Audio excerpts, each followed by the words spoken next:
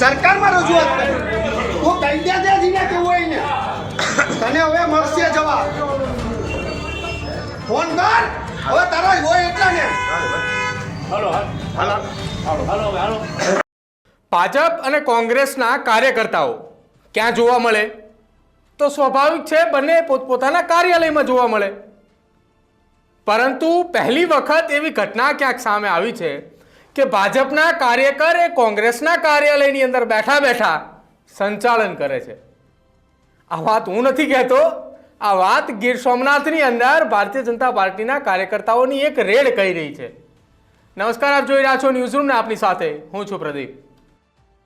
ગુજરાતમાં છેલ્લા કેટલાક સમયથી ભારતીય જનતા પાર્ટીમાં વિવાદ અને વિખવાદ વારંવાર સામે આવે છે, તેવામાં ફરી એક વખત ભાજપમાં વિવાદ અને વિખવાદ સામે આવ્યા. હું વાત કરી રહ્યો છું ગીર સોમનાથ જિલ્લાની, કે જ્યાં કોંગ્રેસના કાર્યાલયની અંદર ભારતીય જનતા પાર્ટીના એક કાર્યકર બેઠા હતા. જે ભાજપના કાર્યકર એ કોંગ્રેસના કાર્યાલયની અંદર બેઠા હતા, એમની સામે એવા આક્ષેપો છે કે તેઓ વારંવાર એ કોંગ્રેસના કાર્યાલયમાં જઈને બેસે છે અને ત્યાં બેસીને જ વહીવટો કરે છે. જો કે અચાનક જ ભારતીય જનતા પાર્ટીના કાર્યકર્તાઓએ કોંગ્રેસ કાર્યાલય પહોંચ્યા અને મોટી માથાકૂટ ત્યાં થઈ, અને આ માથાકૂટની વચ્ચે મીડિયાના કર્મચારીઓને પણ ત્યાં રોકવામાં આવ્યા અને તેમની સાથે પણ અભદ્ર વર્તન કરવામાં આવ્યું. પહેલા તમે દ્રશ્યો જુઓ, કોંગ્રેસ કાર્યાલય ખાતે શું મામલો બન્યો અને ભાજપના કાર્યકર અંદર બેઠા બેઠા શું જવાબ આપી રહ્યા હતા.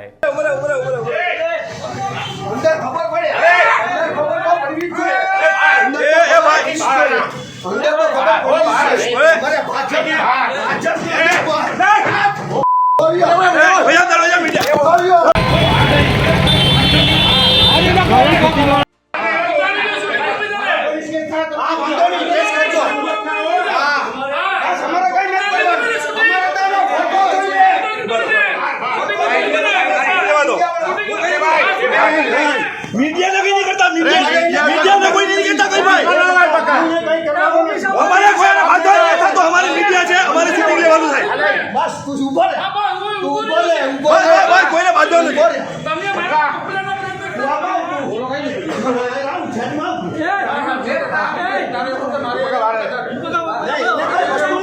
मारे भाई धक्का मारो पीछे ना भाई पीछे मारो भाई मीडिया कमी आ गई है ये ना होय हमारी मंजूरी हमें कोई नहीं था, हमें मीडिया फोटा पाड़ी है बस, हमें कहीं करता नहीं. સરકારમાં રજૂઆત કરે क्या એ ભાઈ સરકારમાં રજૂઆત કરે તો કહી દે જીને કેવું હોય ને તને હવે મળશે જવાબ ફોન કર હવે તારા હોય એટલા ને હાલો હાલો હાલો હાલો હાલો હાલો હાલો હાલો હાલો હાલો હાલો નહીં નહીં નહીં નહીં નહીં કોઈ વસ્તુ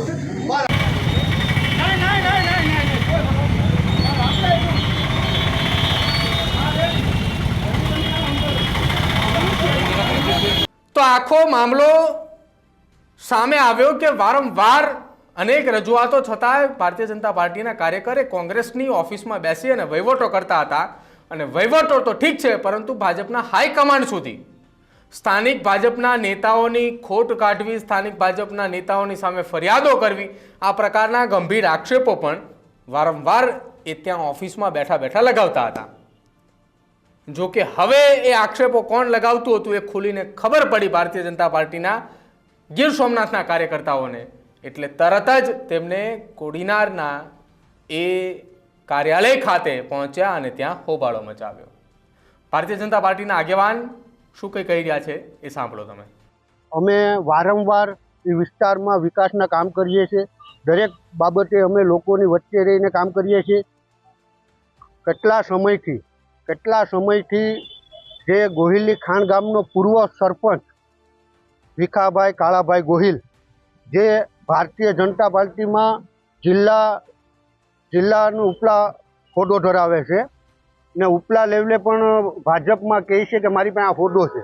એટલે અમે કેટલા સમયથી પાર્ટીમાં પણ રજૂઆત કરી છે, અમે તમામ જગ્યાએ રજૂઆત કરી છે કે એ આજે પણ ભાજપમાં નથી ને કાલે પણ ભાજપમાં નહોતો. એ કોઈ દિવસ ભાજપનું કામ કરી ન શકે. એણે તો બસ ફક્ત ને ફક્ત ભાજપના ઉપલા જે નેતા છે એના વિરોધમાં ને અમારા વિરોધમાં ત્યાંથી અમને બદનામ કરવા ને ષડયંત્ર કરવું. એટલે આજે અમે કેટલા સમયથી વારંવાર એ વિસ્તારમાંથી અમારો અવરો છે, ત્યાં કોંગ્રેસ કાર્યાલય છે, એટલે અમે વારંવાર ત્યાં કોંગ્રેસ કાર્યાલયમાં અમે જોતા આવતા કે ભીખાભાઈ ત્યાં કોંગ્રેસ કાર્યાલયમાં જ પોતાનું કામગીરી કરતા ને ત્યાં માર્ગદર્શન લઈ અને જે કોઈ પણ ષડયંત્ર છે એ ટોટલી વસ્તુ કોંગ્રેસ કાર્યાલયમાંથી જ કરતો. તો આજે મને જાણવા મળ્યું કે ભીખાભાઈ છે એ કોંગ્રેસ કાર્યાલયમાં બેઠા બેઠા અમારા વિરુદ્ધમાં જે કંઈ પણ ષડયંત્ર રચી રહ્યા છે.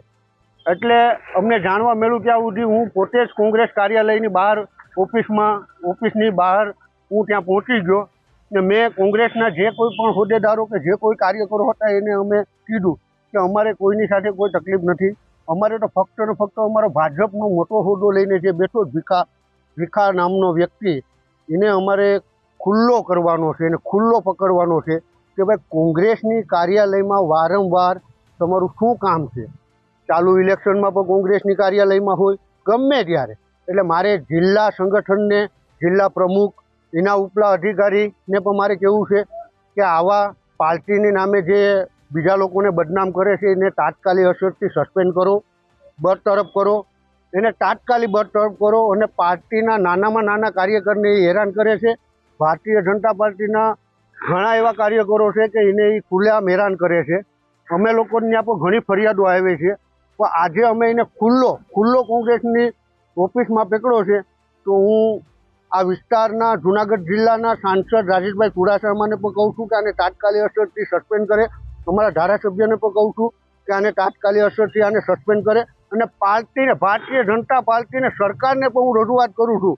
હું મુખ્યમંત્રી સુધી રજૂઆત કરું છું, ગૃહમંત્રી, મુખ્યમંત્રી, પાર્ટી અધ્યક્ષ, પ્રદેશ પ્રમુખ શ્રી CR પાટીલ સાહેબ, જે કાર્યકર એના માટે મહત્વનો છે, એને એક કાર્યકર તરીકે હું નિવેદન કરું છું કે આવા બેવડી નીતિના લોકોને તાત્કાલિક અસરથી સસ્પેન્ડ કરે ને પાર્ટીમાં જે કામ કરે છે એવા લોકોને હોદ્દો આપે. એ માટે અમે કોંગ્રેસ કાર્યાલયની બારોબાર ભીખાભાઈને અમે ખુલ્લો પાડવા માટે થઈ ને અમે હલ્લાબોલ કરી. જે દર વખતે પાર્ટીના નામે ગમે તેને ઉપર ચરી ખાય એવા લોકોને પાર્ટીને હું બીજી વખત કહું, એક વિનંતીની ભાષામાં કહું કે આના ઉપર તાત્કાલિક પગલાં લે ને પાર્ટીનો જે કોઈ બી હોદ્દો આપ્યો હોય એને તાત્કાલિક અસરથી આને સસ્પેન્ડ કરે. તો ભાજપ અને કોંગ્રેસના કાર્યકર્તાઓ વચ્ચે માથાકૂટ થઈ, પરંતુ ચર્ચા એ વાતની હતી કે ભાજપના એ કાર્યકર કેમ વારંવાર કોંગ્રેસ કાર્યાલયમાં જાય છે. સમય તો અત્યારે એવો છે કે કોંગ્રેસમાંથી રાજીનામું આપીને એ ભારતીય જનતા પાર્ટીમાં આવે છે, પરંતુ અહીંયા કંઈક ઊંધું થયું. વિવાદોની વચ્ચે રહેલી ભારતીય જનતા પાર્ટીના કાર્યકર્તા એ કોંગ્રેસની કાર્યાલયની અંદર બેઠા બેઠા સંચાલન કરતા હતા.